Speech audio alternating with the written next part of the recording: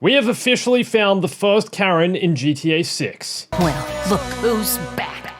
For years and years and years, we waited patiently. And also not so patiently. I need it! Some of us were born. Some of us became men. Some of us grew old. We waited for this day, the release of the GTA 6 trailer.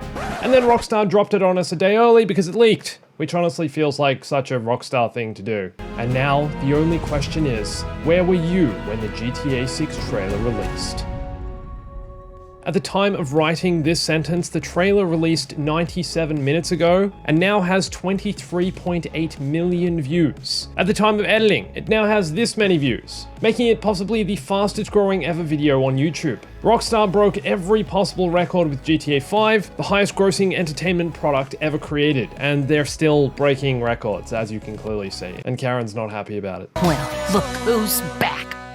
But how can GTA 6 possibly live up to the legacy GTA 5 created? How can GTA 6 possibly achieve the heights set by GTA 5? Because after watching this trailer, it's not exactly what we expected. Is it going to live up to our expectations? Is it going to look as good as this?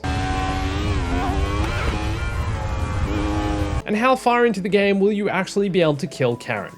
Hey everyone, it's Andrew. There is so much in this trailer and so much you might not have noticed the first time watching, but also a few things that I'm a little bit worried about. Also, if you're new around here, please subscribe so I can afford every version of GTA 6 that releases on PS5, Xbox, PS6, PS7, the PC, the Game Boy Color, iPhone 24, and who knows what else. So let's talk about graphics and details. So far, graphically, this game looks like a step up from GTA 5. But honestly, not a massive step. I think it's more important that we pay attention to the density of the world they've created here, and not necessarily the graphical upgrades. There's a lot more NPCs in the frame, a lot more animals, even than Red Dead 2. Look at this shot here, there's flamingos, birds, and even some alligators, and so many of them. And there's also seemingly not only a lot of NPCs, but a lot of variety in NPC models. There's different body types, different shapes, and different sizes. And this is something GTA 5 was lacking in certain ways. There was quite a lack of Karens, whereas GTA 6, they seem to be quite prevalent. Well, look who's back.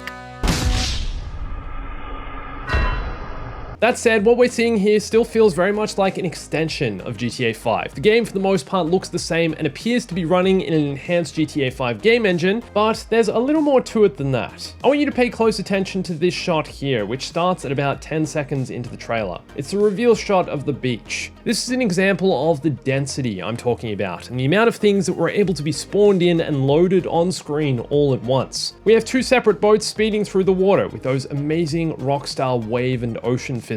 There's a bunch of jet skis. There's a pod of dolphins at the bottom left. This here is a shark in the middle. There's a flock of birds that are flying overhead. And then as the camera pans up to the beach, there are countless amounts of people both in the water and on the beach under umbrellas and lying on beach towels. Not to mention smaller details like the rows of seaweed in the water near the shore, and realistic looking coastal waves, which GTA 5 doesn't really have. It looks like the waves in GTA 6 are a lot better, just need to point that out. And then behind the rows of people are some land vehicles driving along the beach, and then the city buildings, a helicopter on the left, and a plane flying overhead with a banner ad flapping from its tail. All of this visible in the game in a frame. And this is where this game is going to shine. It's in the density of the world. Now, when you compare that to the GTA 5 trailer, which released in 2011, you can see that even though the map is huge, a lot less NPCs, less cars, and less complexity. And sure, GTA 5 got a massive upgrade when it launched on PS4 and Xbox One and also PC, but it's still a massive jump from this to this. In some shots, it also looks like there's a lot more traffic than there is in GTA 5, but that's not necessarily a good thing. GTA 5's traffic isn't really a problem. There's still a lot of it, and of course, GTA is all about, racing around the streets in a car of your choice. So you don't want too much traffic, because that's going to stop you from doing that. But I think it's a lot more about variety in traffic, and not seeing the exact same car spawn over and over again for the next 15 minutes. And that's something I really hope they can achieve with this upgraded game engine. I hope that it can handle that, and based on these trailer shots, it seems like that's the case. We won't know until we're actually standing on a corner looking for a car and it's the same crappy Karen Sultan over and over again. Am I right, Karen? Well, look who's back. So just like we've been speculating for years, we are indeed going back to Vice City, with GTA 6 being set in the state of Leonida, based on real-life Florida. The map looks insanely expansive and diverse, with different environments based on real-life Miami and Florida. Now, even though I think it's pretty safe to guess this map will be bigger than GTA 5's map, for me, once again, it's more about the density of the map, and not necessarily the scale. It's about the amount of detail put into each shot of the map that we can see here in the trailer. There appears to be much more going on here than ever before, and the city has been detailed and modeled based on Miami and the surrounding Florida, just as GTA 5 is such a detailed, accurate representation of LA. I've been to LA a bunch of times, and it's crazy that I feel like I know my way around LA just because I've spent so long playing GTA. And I really hope that's the case for GTA 6. I'll give you an example. This shot here, I think, looks a lot like the North Bay Village in Miami. And Rockstar are very well known for their accurate representations of real-life locations and recreations in video games. Now, while speaking about the map, let's just mention the interiors, because GTA 5 doesn't really have many interiors you can explore outside of the story missions. That is until they added them to GTA Online later, but in the trailer already we've seen some nightclubs, we've seen this hotel balcony, and a couple of interiors of stores. So here's to hoping there'll be a lot more you can explore indoors as well as outdoors, because that was something GTA 5 I thought really lacked, especially at launch. We also need to talk about cars. I'm pretty sure every car in this shot here is in GTA Online currently, but not in GTA 5 story mode. So it's good to see a lot more vehicles being brought into the story mode. It looks like there's a lot more variety in vehicles here. GTA 5 was already ridiculous with that, and GTA Online now is absurd, the amount of vehicles in that game. And GTA 6, clearly from what we're seeing already, and when you compare it to the GTA 5 trailers, there's so much more diversity in vehicles on the streets. But now that we're talking about GTA Online, what is the future of it? Because you'd assume that GTA 6 will have some sort of online and an evolution of GTA Online as it currently is. GTA Online is still one of the most played online games in the world, and I think there are a number of things that could happen over the next few years as it evolves. At the moment, GTA 6 is set to release sometime in 2025, and there are more GTA Online updates and content on the way before that. There's a lot more in the pipeline, with the live service continuing indefinitely, basically. So I think it's very unlikely Rockstar will start to wind down GTA Online, and I think that a bit after the release of GTA 6, we could see the next evolution of what GTA Online looks like. GTA Online was only officially released in this trailer, which came out a month before GTA 5 in 2013. And I think Rockstar are likely planning to do the same this time around, but it's a little bit different because back in 2013, GTA Online wasn't a thing yet, whereas by the time GTA 6 releases, it will have been running for 12 years. That's a lot of content, that's a lot of shark cards. So what happens to those shark cards if they decide to turn GTA Online off? What happens to everything you've done, the 12 years of content you've put into the game? I think either they're gonna somehow merge GTA Online into GTA 6 with the new map and new experiences, make it a separate thing you load into, maybe you can choose which map you play on, or they'll release an entirely new GTA Online and you'll get some sort of bonus and head start for having spent so much time playing GTA Online. It's a bit of a scary thought though, to be honest, that they could just possibly reset everyone to level 1 for a new GTA Online in this new era of GTA 6.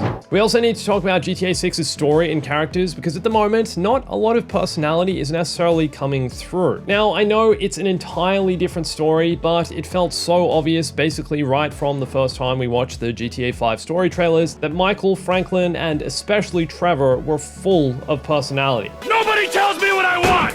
To be fair, GTA 5's first trailer only shows Michael, but his dialogue had some spark and some kind of magic to it, which I don't think the GTA 6 trailer or Lucia has. That said, I think it's way too early to make any kinds of judgments about the story or its characters. They're keeping things vague for a reason, and Rockstar have possibly the best track record for storytelling and creating memorable characters in all of video gaming. But for me, a big part of all of this is the humor. There's a lot of humor in the way the three main GTA 5 protagonists interact with one another, and for GTA 6, so far the humor doesn't seem to come from the main characters, but instead from the world and NPCs. Main characters, in some way, I know we don't really know them yet, but they feel quite serious. But instead, this time around, we're getting it a lot more from the world and the NPCs. I love that they're using these social media style posts and videos to introduce us to this world, because our world, the real world, has changed so much since the release of GTA 5. 5 made a mockery of Facebook with Life Invader. That was kind of a central part of the story, but since then, YouTube has evolved. We've got other platforms, we've got live streams, we've got Twitch, we've got TikTok, Instagram, we have Reels, we have Stories. But I think it's through all of this and the satire of all this that GTA 6's humor will shine through. Like, who is this guy watering the lawn? He's an alligator wandering into a convenience store, just another day in Florida. This criminal here looks like he's based on the real-life Joker tattoo artist. The satire on the absurdity of America is going to be out of control, and Karen's got something to say about it. Well, look who's back.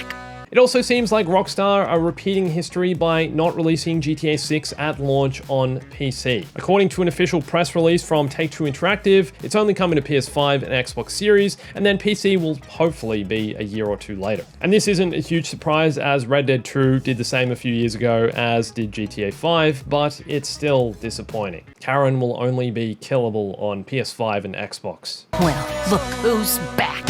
Sam Houser, the co-founder and current president of Rockstar and producer on every GTA title, just released this statement. Grand Theft Auto 6 continues our efforts to push the limits of what's possible in highly immersive, story-driven open-world experiences. We're thrilled to be able to share this new vision with players everywhere. And that's exactly what GTA 6 looks like it's going to do, just as the GTA franchise has done so for the past 20 or more years. And after watching the GTA 6 trailer to make this video, I went back and watched all of the GTA 5 trailers and remembered just how exciting that time was and how exciting that game was before it launched. The idea that there were so many things you could do in the game, and GTA 6 feels like the next extension of that. So tell me what you're most excited for. Also, I've still got some merch. Well, look who's back. Limited time to win the golden bomb. Buy some merch. Also links to everything in the description.